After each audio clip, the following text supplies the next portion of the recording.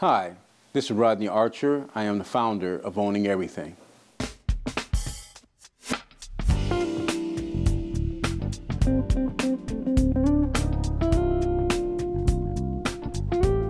I was born in Syracuse, New York, back in the 60s. Actually, there were two people that were great influences on my life. One was a babysitter. His name was Mr. Walker. Matter of fact, Mr. Ulysses Walker. And he was 66 years old when I was 6 years old, and he was more like a father and a grandfather to me. But he certainly just taught me a lot about manhood, about responsibility. And, I was really like a shadow, just on his heels, following him everywhere. And it was just a great relationship. The second person, of course, is my mom. I mean, she was just very instrumental, very supportive from the very beginning. Anything that I wanted to do, she was right there and, providing the different tools that I needed to just excel at it. And I remember something as simple as her even trying to teach me how to tie a tie. And so she was a single mother raising up a boy child. And I remember her being very frustrated with trying to do that. She would take me to the church, and I remember her telling a deacon about it. She took the tie, and he taught me basically how to tie it. And so those were really fond memories, and but it told me to basically set my sights early and to get on the path that I wanted to get on, and that the support would be there.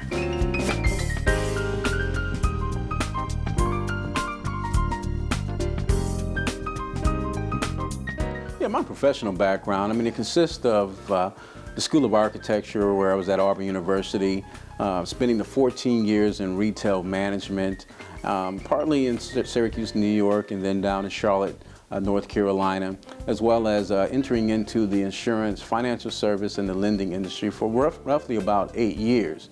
It was in that time that I spent a lot of time with people and really began to see just how people were responding, how they were feeling in the changing economic times. You can imagine from 2006 that there were stagnant wages, that people were trying to finance their own homes, and were falling short of those particular goals. And so it really just gave me I think a heartbeat for the people. Like most people, we get our education, we set out for our careers, and we have these ideas or ideals of what our life is going to be like, right? We're all asked the question when we're young, what are you going to be when you grow up? We grow up, and then it seems as though life just falls short some kind of way. And for me, it was trying to figure out, well, what is the truth? How is it that we can do all this activity and still fall short financially? And for me, I wanted to find the truth. Well, what is the truth? Because evidently what we're doing is not working. And so for me, it was getting into insurance, financial services, in the lending industry, and being introduced to some millionaires that have created some tools that really cut through the chase, that simplified this whole process for me. And I felt elated to know the truth.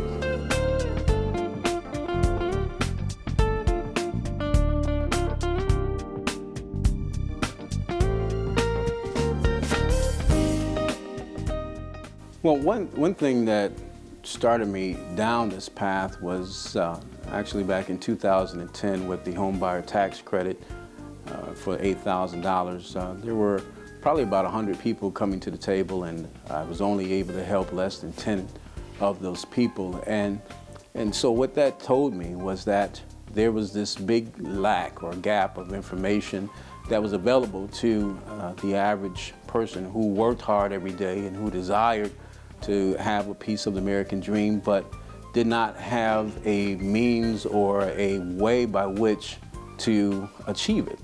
And so what that told me was that there was a definite need for financial education in our community and in our nation. And of course, it goes without saying. We didn't have it in high school, we didn't have it in college, And irregardless of the degrees and the positions and the status that we've attained otherwise, this has been a major fault, I think, to the system, and it has had a crippling effect to the American people. As you can see, there was a list and a litany of items that really needed to be addressed, and I felt like there was nothing in the marketplace that was addressing all of those needs at the same time. So I was able to draw from my architecture background in terms of form following function, in terms of, okay, what should it look like? How should it address these many different issues? And how do I create an integrated solution to make it easy to the end user, but at the same time be comprehensive in its resolve?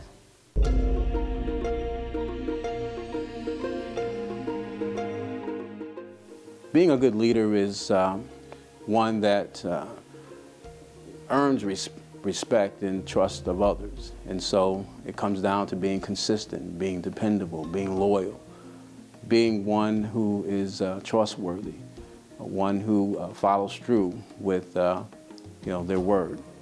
And so they sound basic, but to be honest with you, it doesn't happen every day. And so I think from my experience, it has just taught me to be true to myself and true to others.